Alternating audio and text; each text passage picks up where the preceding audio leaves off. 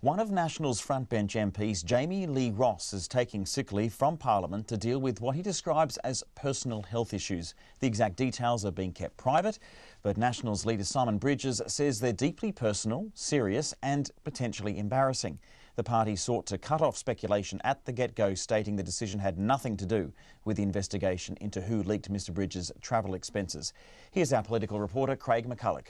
A sudden statement out of the blue landed just after midday today. Jami-Lee will be stepping back from his portfolio responsibilities and from the opposition front bench. National's leader Simon Bridges announcing Jami-Lee Ross going on sick leave. Mr Ross is the MP for the Auckland electorate of Botany. In a separate statement, he says he's dealing with personal health issues. There are times in life where you have to put your own health and family first, he says. As a husband and a father, I need to do that at this time. Mr Ross is married with 2 young children.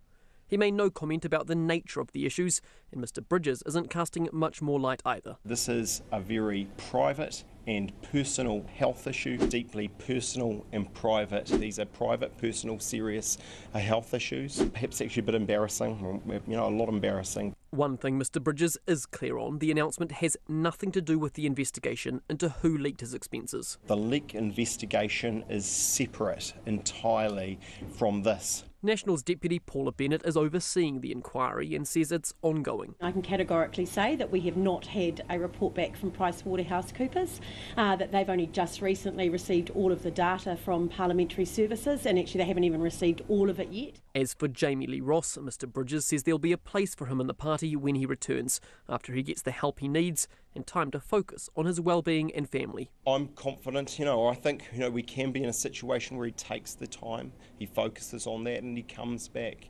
And then really we're up to him where things go and how we can, find a future for him. So we are trying to respect a colleague as best we can, actually take these concerns really seriously and treat them accordingly. And I suppose we ask the same of the media and we ask the same of the public, that we get behind someone who is going through some pretty traumatic and hard times, and we actually back them and we don't do speculation that's both unhelpful, unnecessary and untrue. Mr Ross is expected to return to Parliament in several months. His colleagues Judith Collins and Paul Goldsmith have taken over his infrastructure and transport responsibilities. From Parliament for Checkpoint, Craig McCulloch.